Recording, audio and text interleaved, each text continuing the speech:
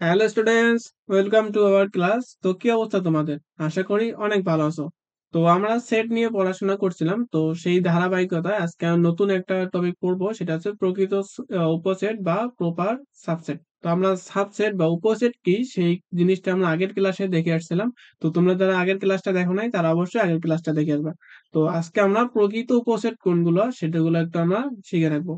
তো চলো আমাদের আগে প্রকৃত উপসেট শেখার আগে আমাদের উপসেট জিনিসটা আরেকটু রিক্যাপ করে নেই, এরপর আমরা প্রকৃত উপসেটে ফিরতেছি। তো মনে করো আমাদের কাছে একটা ফাংশন দেওয়া ছিল, মানে সেট দেওয়া ছিল, সেটা হচ্ছে এক্স এবং ওয়াই এর সেট। এবং এক্স এবং ওয়াই এর সেট যদি দেওয়া থাকে, সেখান থেকে আমি শুধুমাত্র এক্স নিয়ে একটা সেট তৈরি করতে পারি, তারপর শুধুমাত্র ওয়াই নিয়ে আর একটা সেট তৈরি করতে পারি, তারপর আমি এক্স এবং ওয়াই অর্থাৎ দুইটাই নিয়েই একটা সেট তৈরি করতে পারি। আবার আমি ফাঁকা সেট নিয়েও একটা সেট তৈরি করতে পারি। তো এই যে একটা সেট থেকে আমি বিভিন্ন ধরনের সেট তৈরি করলাম, আমি সেটগুলোর নাম দিয়ে দিচ্ছি A set, B set, C set এবং ডি সেট।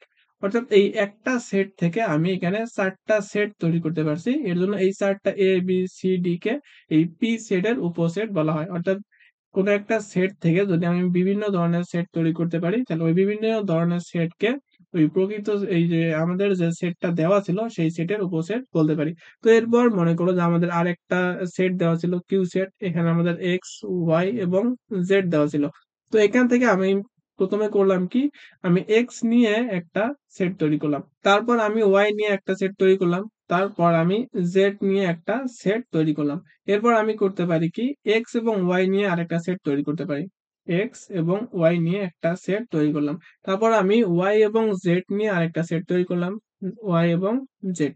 তারপর এক্স এবং জেড নিয়ে আরেকটা সেট আমি তৈরি করতে পারি। তারপর আমি কি করতে পারি, এই তিনটা নিয়েই আরেকটা সেট গঠন করতে পারি, অর্থাৎ এক্স, ওয়াই এবং জেড। এই তিনটা সেট নিয়ে আমি আরেকটা সেট গঠন করতে পারি। এবং এই তিনটা অর্থাৎ এখান থেকে কোনো কিছু না নিয়ে ফাঁকা সেট নিয়ে আমি আরেকটা সেট তৈরি করতে পারি। তো এই সেট গুলো আমি যদি নাম দিই, এটা হলো এ সেট, এটা বি সেট, এটা সি সেট, এটা হচ্ছে ডি সেট। তারপর এটা হচ্ছে আমাদের ই সেট, এটা হচ্ছে এফ সেট, এটা হচ্ছে সি সেট, এটা হচ্ছে আই সেট। অর্থাৎ এখানে আমাদের কিউ একটা সেট দেওয়া ছিল, এই কিউ সেট থেকে আমি A B C D E F G H I অর্থাৎ আটটা সেট আমি গঠন করতে পারছি। এই জন্য এই এ বি সি ডি এই সেট গুলাকে কিউ এর উপসেট বলা হয়। তো এটা তো গেল আমাদের আগের দিনে পড়া যে উপসেট কাকে বলে সেটা আমরা শিখলাম। তো এখন হলো প্রকৃত উপসেট কাকে বলে। তো চলো এখন আমি বই থেকে যদি সংখ্যাটা একটু দেখে নিতে চাই, তাহলে এখানে বলছে কি, যে কোন সেট থেকে গঠিত উপসেটের মধ্যে যে উপসেট গুলোর উপাদান সংখ্যা প্রদত্ত সেটের সংখ্যা অপেক্ষা কম তাদেরকে প্রকৃত উপসেট বলে। অর্থাৎ আমাদের যে প্রদত্ত সেটটা থাকবে সেই সেটটা থেকে আমরা বিভিন্ন ধরনের উপসেট তৈরি করতে পারি। সেই উপসেট গুলার মধ্যে যে উপসেটের সংখ্যা প্রদত্ত উপসেটের সংখ্যার চেয়ে কম, সেই সংখ্যাগুলোকে বা সেই উপসেট গুলোকে আমরা প্রকৃত উপসেট বলতে পারি। তো এখানে দেখো আমি এই প্রথমে যে আমাদের পি যে উপসেটটা দেওয়া ছিল, পি উপসেট থেকে এখানে উপাদান সংখ্যা আছে দুইটা। তাহলে এখানে দুইয়ের চেয়ে কম নিয়ে আমাদের যতটা উপসেট আছে সেই উপসেট গুলোকে আমরা প্রকৃত উপসেট বলতে পারি। তো এই যে এ সেটটা আছে, এ সেট উপাদান সংখ্যা কয়টা আছে? একটা। অর্থাৎ এখানে কি, এখানে আছে দুইটা, এখানে আছে একটা, অর্থাৎ কম আছে, এর জন্য এটাকে আমরা প্রকৃত উপসেট বলতে পারবো। তারপর আছে বি, বি তে উপসেট সংখ্যা কয়টা আছে, মানে উপাদান সংখ্যা আছে একটা, এর জন্য এটাকে আমি কি বলতে পারবো, এটা এই একটা যেহেতু আছে এটা দুই এর চেয়ে কম, এর জন্য এটাকে আমি প্রকৃত উপসেট বলতে পারবো। তারপর আসে উপসেট ডি তে, ডি তে উপাদান কি আছে, উপাদান একদমই নাই, অর্থাৎ এটাও কি দুই এর চেয়ে কম, এর জন্য এটাকেও আমরা প্রকৃত উপসেট বলতে পারবো। কিন্তু যদি আমি এই সি সেটের এখানে আসি, তো এখানে উপাদান সংখ্যা আছে দুইটা, এই সি সেটের উপাদান সংখ্যা আছে দুইটা, যেহেতু এখানে উপসেট সংখ্যা সমান হয়ে গেছে, এর জন্য এটাকে আমরা প্রকৃত উপসেট বলতে পারবো না।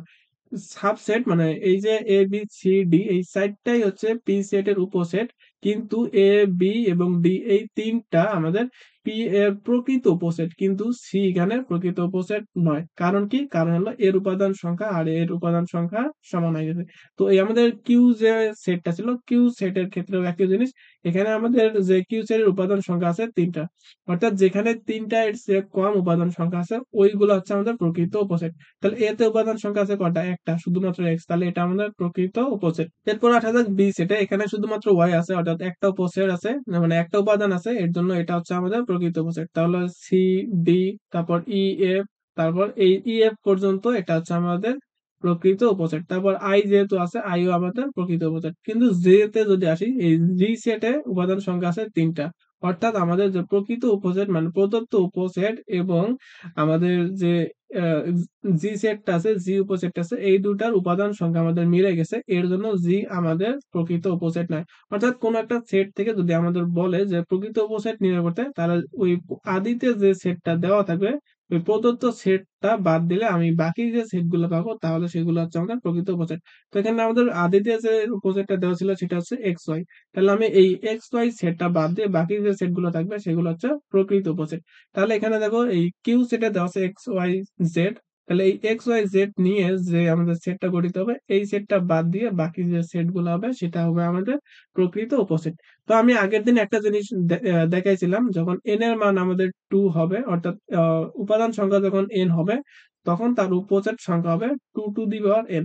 অর্থাৎ এখানে আমাদের এন এর মান দেওয়া ছিল কয়টা, 2, এন এর মান দেওয়া ছিল 2, তাহলে এন এর মান যদি এখানে 2 বসাই, তাহলে এন এর মান যদি 2 বসাই, তাহলে 2 আর 2 গুণ করলে 4। তাহলে আমাদের এন এর মান যখন 2, আমরা উপসেট সংখ্যা পাবো কয়টা, 4টা। তো দেখো এখানে এন এর মান আমাদের কয়টা দেওয়া আছে, 2টা দেওয়া আছে, তাহলে উপসেট সংখ্যা আমরা কয়টা পাইছিলাম, 1টা 2টা 3টা 4টা।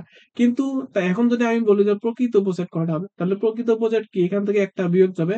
তাহলে আমি প্রকৃত উপসেটের জন্য আমি যে একটা সূত্র তৈরি করতে পারি, সেটা কি রকম হবে, সেটা হবে এই 2 টু দি পাওয়ার এন থেকে এই এই যে একটা আমাদের কি বিয়োগ যাবে, তার জন্য এটা হচ্ছে 2 to the power N minus 1।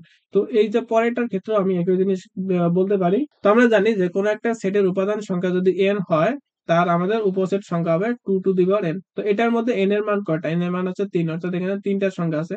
N এর মান এখানে আমি যদি 3 বসাই, তাহলে 2 টু দি পাওয়ার 3 হবে, অর্থাৎ এখানে 2 এর উপর যদি কিউব দেই তাহলে হবে 8। তো এখানে তোমরা হিসাব করে দেখো যে আমরা এখানে 8টা উপসেট পাইছি।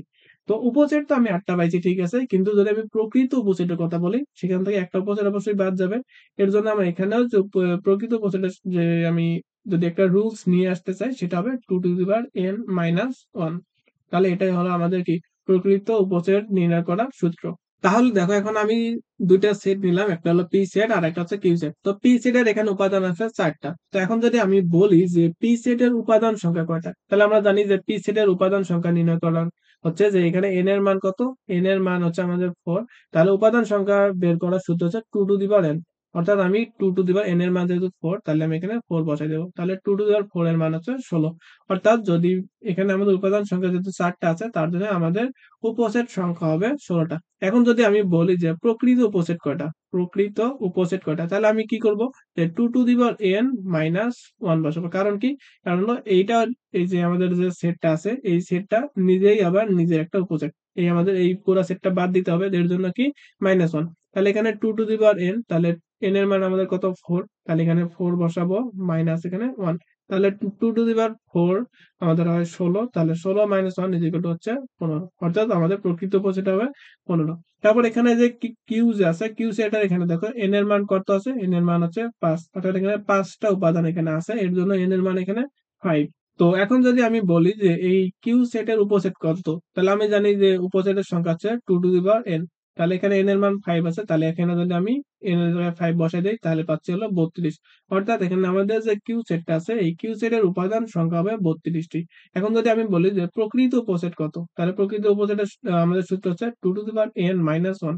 তাহলে 2 টু দি পাওয়ার এন এর মান আমাদের 5 - 1, তাহলে 2 টু দি পাওয়ার 5 হলো আমাদের 32, তাহলে 32 - 1 তাহলে হচ্ছে 31। অর্থাৎ আমাদের যদি কোনো একটা সেটের যে সংখ্যা দেওয়া থাকবে, তো ওই সেটের উপসেটের যতটা আমরা পাবো, উপসেট থেকে যদি আমরা 1 বিয়োগ দেই, তাহলে আমরা প্রকৃত উপসেট পাবো। তো আশা করি প্রকৃত উপসেট খুব ভালো মতোই বুঝাইতে পারছি। তো আরেকটা জিনিস আমি এখানে এড়াই গেছি, যে উপসেট প্রকাশ করার আমাদের যে চিহ্ন, সেটা হচ্ছে আমাদের যেটা, তাহলে এখান থেকে আমি লিখতে পারবো যে বি সাবসেট অফ এ। আমরা যে যখন উপসেট পড়ছিলাম, তো উপসেট এরকম চিহ্নটা দেওয়ার সাথে সাথে নিচে আরেকটা জিনিস দাগ দেওয়া ছিল, কিন্তু প্রকৃত উপসেটের সময় এই নিচের যে দাগটা সেটা থাকবে না, শুধুমাত্র এরকম সাবসেট চিহ্নটা দেওয়া থাকবে। তো এই জিনিসটা আমাদের উদাহরণ 5 আমরা একটু আগেই করাইলাম, যে পি দেখো এখানে এক্স ওয়াই জেড। তো এখান থেকে প্রথমে আমি কি এক্স ওয়াই জেড নিয়ে একটা সেট গঠন করতে পারি, তারপর এক্স ওয়াই নিয়ে, এক্স জেড নিয়ে, ওয়াই জেড নিয়ে, এক্স নিয়ে, ওয়াই নিয়ে, জেড নিয়ে, এবং কি ফাঁকা সেট নিয়ে, আমাদের এই যে 8 ধরনের আমি উপসেট আমি তৈরি করতে পারি। কিন্তু এই সেটের সমান যে সেটটা আছে, ওই সেটটা বাদ দিয়ে বাকি সেটগুলো হবে আমাদের উপসেট।